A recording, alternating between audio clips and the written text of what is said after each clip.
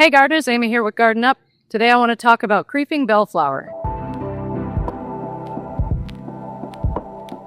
So this beast of a weed, creeping bellflower, has been renamed by several creeping hellflower. And I have to say I agree. This is one of the most difficult weeds that we deal with in Spokane. This plant was brought over from Europe and intentionally planted when Spokane was first being built. So all of your older houses, especially on the South Hill, but pretty much anything built around or before about the 1920s, it has this plant and it was put in intentionally at that time. Since then, it is spread by seed as well as rhizome to everywhere. So it's all over the place and it's very difficult to get rid of. Now, here's why. Because when you pop up this plant and you get a cluster of roots underneath, you think, oh, I got the whole thing. But you didn't. Because there's a skinny root that goes down to this giant carrot of a tuber. And if you don't get that tuber, you don't get the plant. It's just going to grow back again. And on top of having those deep, thick roots that are persistent and will survive just about anything, you also probably have a seed bank in the soil. So you're dealing with deep, persistent roots that survive almost anything and a seed bank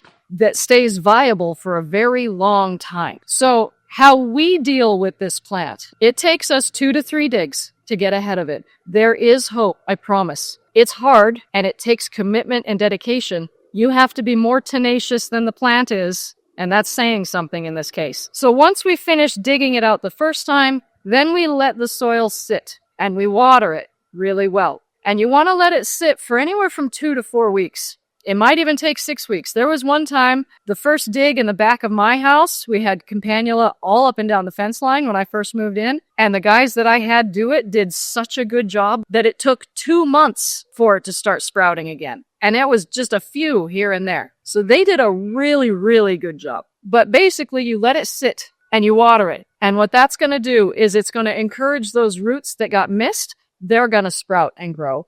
And it's going to start to germinate that seed bank. And so then you'll know where to dig the next time. And that's the trick. You come in one more time and you dig all of those roots and all of those seedlings out that you missed before. And then you might repeat that one more time, depending on how bad your infestation is. But at that point, you got it. It's pretty much safe to plant again. But again, it's good to wait a little longer, just to be sure. Having patience saves a lot of headache later. But like I said, we can do this in about 2 to 3 digs. And any gardener that knows what they're doing can probably get it in about 2 to 3 digs. Most landscapers, and I'm sorry to say teenagers, that, some people hire teenagers to weed, and I love teenagers, but most of them don't understand this plant.